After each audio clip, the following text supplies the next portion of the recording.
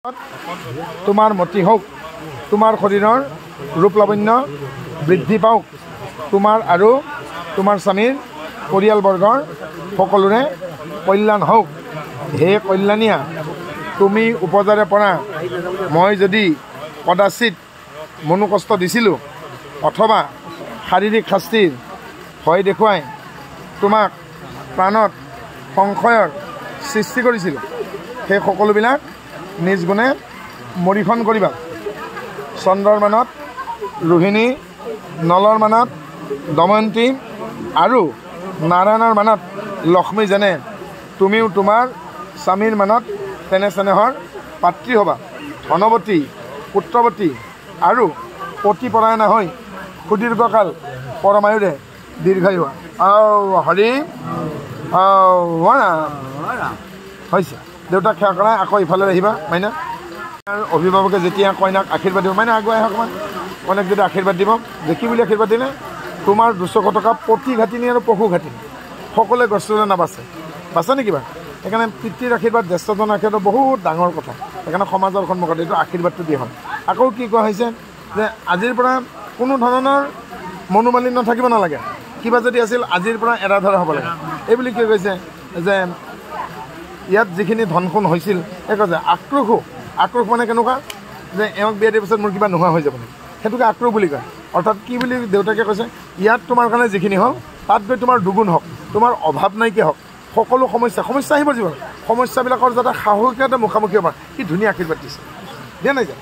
গতিকে কি বুলি দিছে, চন্দ্ৰৰ মানত ৰোহিণী, নলৰ মানত দময়ন্তী আৰু নাৰায়ণৰ মানত লক্ষ্মী যেনে। চন্দ্ৰৰ যেতিয়া এটা দুষ্কাৰ্য কৰিলে দেই, নিজ পত্নী থকা স্বত্বেও গুৰুপত্নীক অপহৰণ কৰিলে, তেতিয়া তেওঁৰ শহুৰেকে অভিশাপ দিছে আৰু চন্দ্ৰৰ যক্ষ্মা ৰোগ হ'ল। আৰু যেতিয়া সকলোবিলাক পত্নীয়ে চন্দ্ৰক এৰি গ'ল, এগৰাকী পত্নী ৰোহিণী, 14 পত্নী ৰোহিণী মানে কেনেকুৱা গ'ল, চন্দ্ৰৰ টিবি হ'ল, মানে যক্ষ্মা ৰোগ হয় হ'ল আৰু ইমান বেয়াকৈ ঘাঁহ হ'ল। কিন্তু ৰোহিণীৰ পৰিচৰ্যাত চন্দ্ৰৰ হেৰুৱা ৰূপ যৌৱন পুনৰ ঘূৰি আহিল।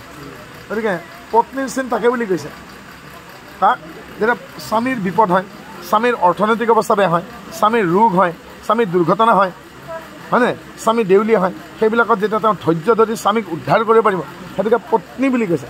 পত্নী মানে যি নাৰীয়ে বিবাহিত স্বামীক পতনৰ পৰা ৰক্ষা কৰে তাকে পত্নী, হয়নে।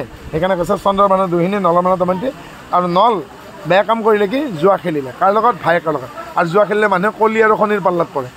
এতিয়া বনত গ'ল, বাট হেৰুৱালে, ভোকত থাকিব নোৱাৰা হয়, খৰালি দিন, 3 টকা ধুতিখনৰ চাৰিফালে 4টা শিলগুটি বান্ধি জালৰ দৰে কৰি আধাৰ খাই থকা কেইটামান চৰাইৰ ওপৰত মাৰি দিলে। চৰাইকেইটাই কাপোৰখন লৈ গুচি গ'ল আৰু নল ৰজা নিৰ্বস্ত্ৰ হ'ল। নিৰ্বস্ত্ৰ হ'লে কলিয়ে পায়, নহয় জানো, শনিয়ে পায়। আৰু কৰ্কোটক নামৰ সাপডাল মৃত্যুৰ পৰা উদ্ধাৰ কৰাৰ কাৰণে কৰ্কোটক নাগৰ দংশনত নলৰ দেহৰ পৰা কলি আৰু শনি দুয়োটাই এৰা দিলে, হয়নে। আৰু পিছত স্বয়ম্বৰত পুনৰ যেতিয়া দেৱতাবিলাকে পৰীক্ষা ল'বলৈ 4জন নলৰ সৃষ্টি কৰিলে, তাৰ মাজত প্ৰকৃত স্বামীক চিনি ওলাইছিল। অৰ্থাৎ বিৰাট ভিৰ হোৱা ঠাই এখনলৈকে গ'ল, হেঁচা ঠেলাত মানস পৰি গ'ল, পদপিষ্ট হৈ পৰি গ'ল, কোনোবাই হস্পিটেলত ভৰ্তি কৰালে, কিন্তু তেওঁক চিনি নোপোৱা হ'ল, মুখখন ফুলি গৈছে কিবা। কিন্তু ইমান ভিৰৰ মাজত, হাজাৰজন মানুহৰ মাজত আধামৰা হোৱা স্বামীকো চিনি পাব লাগিব, যেনে তেনে নলক দময়ন্তী চিনি পাইছিল। এতিয়া হাজাৰ ভিৰৰ মাজত এইজনেই মোৰ মানুহ বুলি চিনি পাব।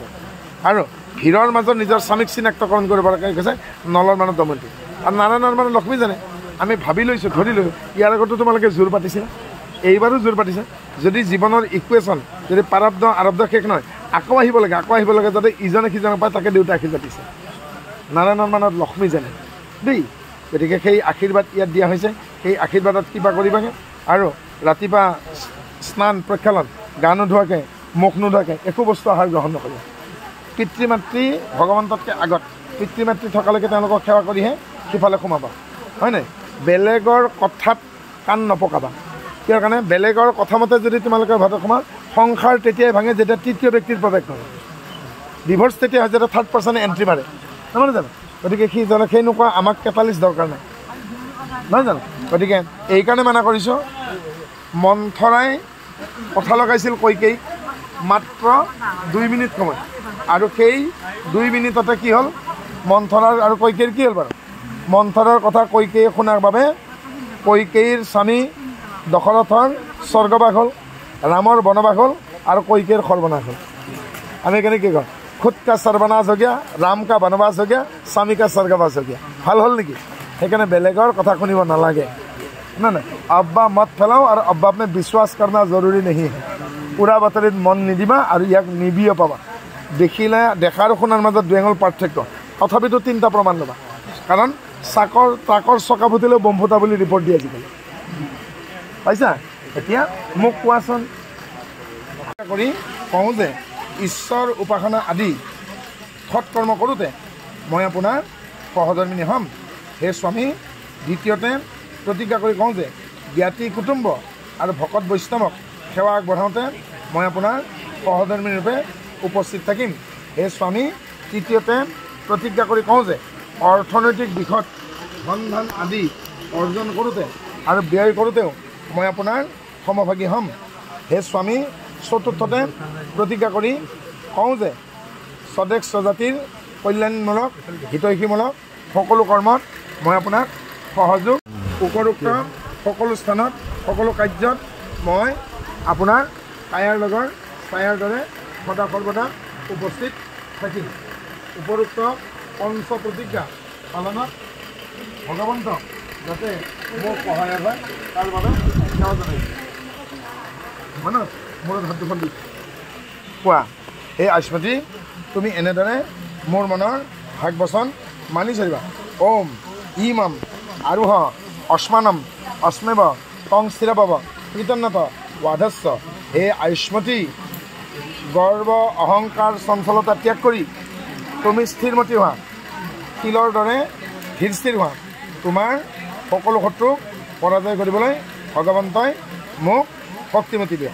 আও হৰি আও বৰা হৈছে আহা এতিয়া খুৰা দুইটা যিটো ঘটনাৰ পিছত বাকীকেইটা দেখুৱাব নোৱাৰি। Always B careful.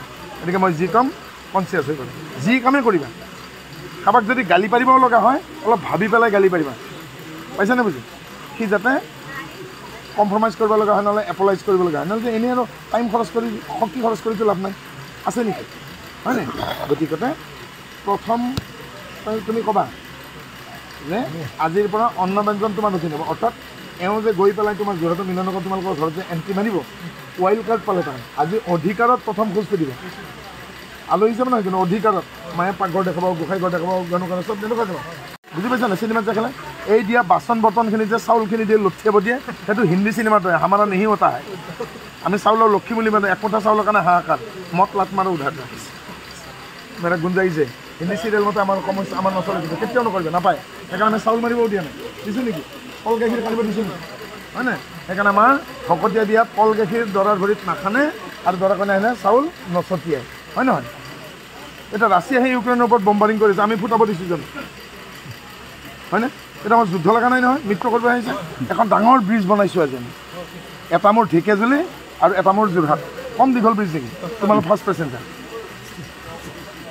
পাইছা বুজি? ৰেলখন নহয় আচলতে ট্ৰেইনখন বুলি ক'ব। ৰেলখন আহিছে বুলি নক'বা না, ৰেলৰ এই লোহাৰ লাইনটোকে ৰেল বুলি কয়। ৰেল লাইনৰ ওপৰত ট্ৰেইনখন চলে, ট্ৰেইনখন বাগৰিলে আমি কি হয় the train is the rail, হয় নাই? তোমালোক দুজন পাইলট, তাৰমানে সদায় ৰেলত দুজন পাইলট থাকে আৰু ভাৰসাম্য ৰক্ষা কৰিবলৈ তোমালোকে যাবা। ধৰি দিয়াচোন তোমালোকে বন্দে ভাৰত চলাইছা, 1000 মানুহ আছে, দুটাই যদি গণ্ডগোল কৰে 1000 মানুহ শ্বহীদ হ'ব। গতিকে লটং ফটং মত কৰোঁ, পাইছা বুজি? বেলেঞ্চ, সেই বেলেঞ্চত যাবা।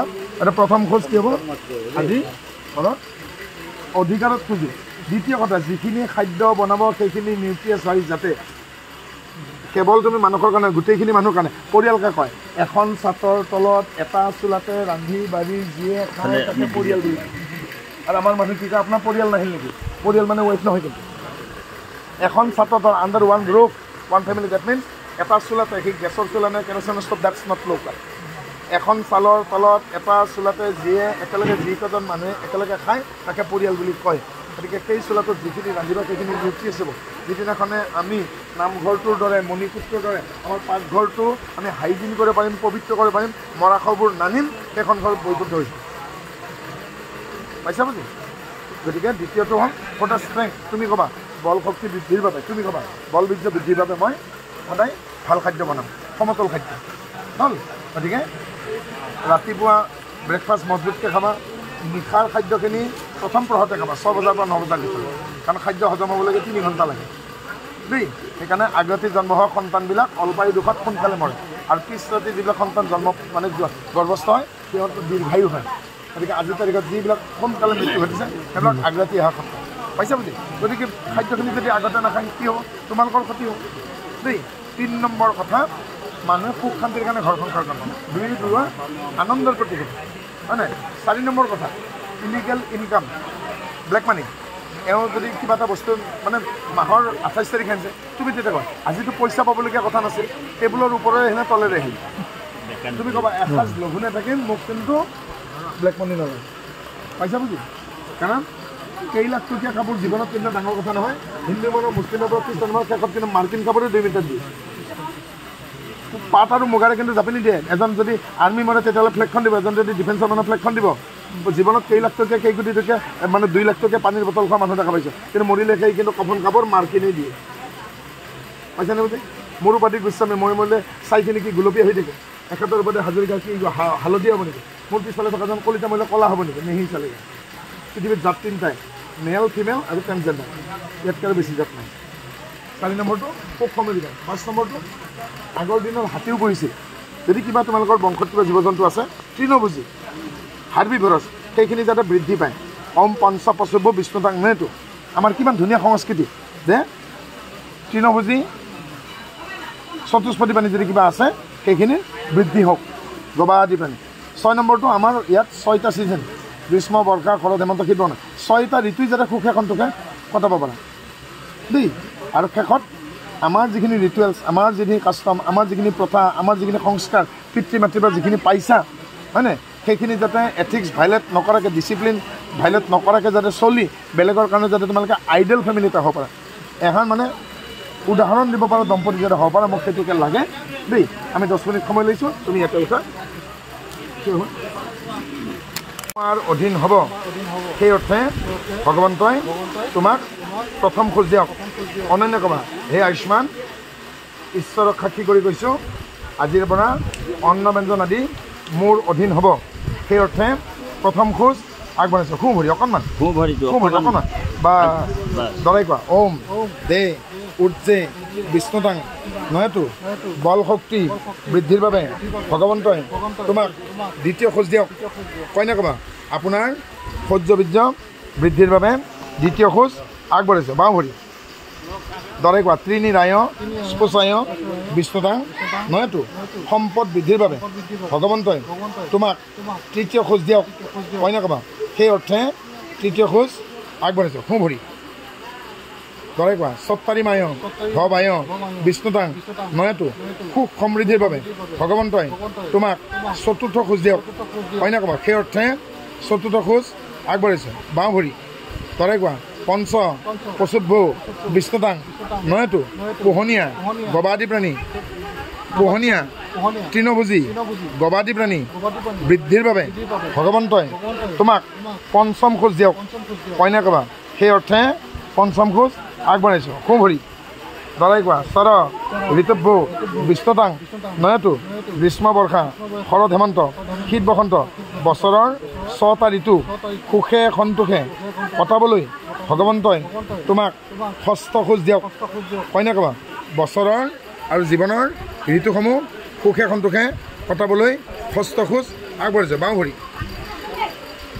মানস কইনা আগুৱাই যোৱা তুমি কইনা সমানে থিয় আগুৱাই যাওঁ অঁ এতিয়া বাওঁ হাতখন কইনা কান্ধত থোৱা বাওঁ কান্ধত একদম পাৰ কৰাই দিয়ে পাৰ কৰাই দিয়ে বাওঁ কান্ধত অঁ দাদাই কওঁ ওম সখে সপ্তপদ ভৱ কং চামা মনুব্ৰত ভৱ কং স্থিৰ ভৱ কৃতজ্ঞত পাদস্য হে আয়ুষ্মতী তুমি মোৰে সৈতে সপ্তপদাগত হোৱা তুমি মোৰ অনুৰক্ত হোৱা ভগৱন্তই তোমাক মোৰ লগলৈ আনক অনন্য ক'বা হে আয়ুষ্মান ঐশ্বৰিক বিধানেৰে কৈছোঁ আজিৰে পৰা আপুনি মোৰ ধৰ্মমত স্বামী প্ৰমাদ অতিক্ৰমী অপ্ৰমাদী হ'বলৈ জীৱন পথত আপোনাৰ সহচৰী হ'বলৈ আপোনাৰ বাক্যৰে মই সপ্তপদাগত হ'লোঁ একেলগে দুয়ো সোঁভৰি আগুৱাই দিয়ে এখোজ হৈছে এতিয়া আঁঠুলৈ খাওক আঁঠুলৈ খাওক ভাগৱতলৈ খাওক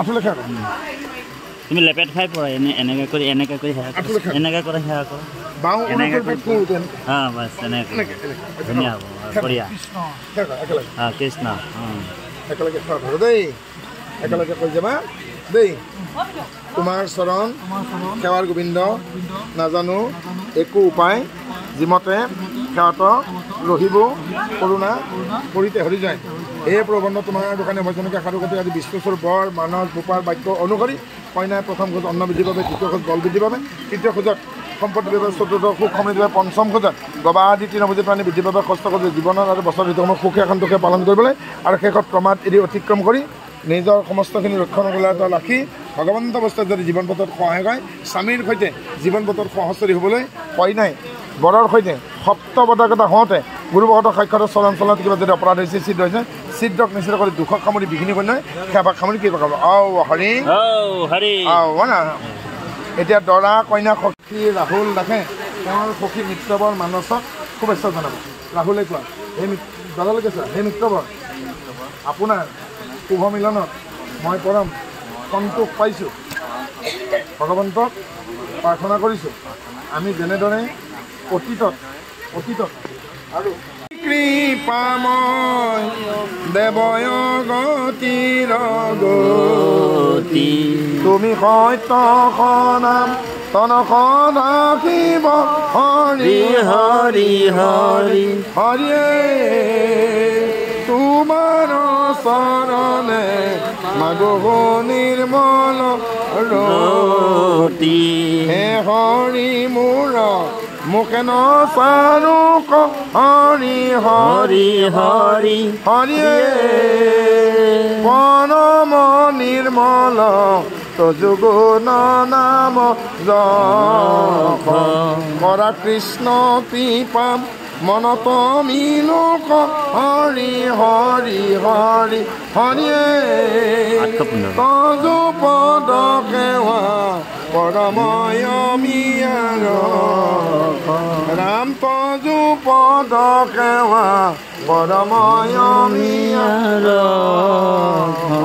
নমো নমো নাৰায়ণ প্ৰসন্ন হৈও কৰি কৰিও কমাই কণি যাম আপোনাৰ মহিমা আপুনি বেকতকৈ জীৱক নাই হে প্ৰভুবন্ত আজি বিষ্ণুস্বৰূপ বৰ শ্ৰীমান মানৱ প্ৰদীপ দাসগোপাই লক্ষ্মীশ্বৰ বা কন্যা আজি অনন্য দাস আইগৰাকীয়ে ভকত ভাগৱত সমাজৰ আগত শ্ৰীমন্ত শংকৰদেৱ সংঘৰ নীতি আদৰ্শ অনুসৰি ব্ৰহ্মবিবাহ পথেৰে বিবাহ পাশত আবদ্ধ হৈ বিবাহৰ যাৱতীয় সমস্তখিনি কৰ্ম কৰি মন্ত্ৰ ঘোষাকে আদি কৰি সমস্তখিনি উচ্চাৰণ কৰোঁতে সুৰে সঞ্চাৰে বাক্যে বচনে আচনে কোনোখিনি যুক্তিত যদি হৈছে ভগৱন্ত বস্তুই নিজগুণ সন্তোষ কৰি ছিদ্ৰক নিশ্চিত কৰি দুখক সামৰি বিঘিনি শূন্য কৰি আয়ুষত বৃদ্ধি কৰি মুখত তোমাৰ নাম দি হস্তেত মাৰ কমৰি হৃদয় স্থিতি লৈ অভজনৰ টাইমলৈকে সুখী দম্পত্যত পৰিণত কৰিব হৰি হোৱা না বহক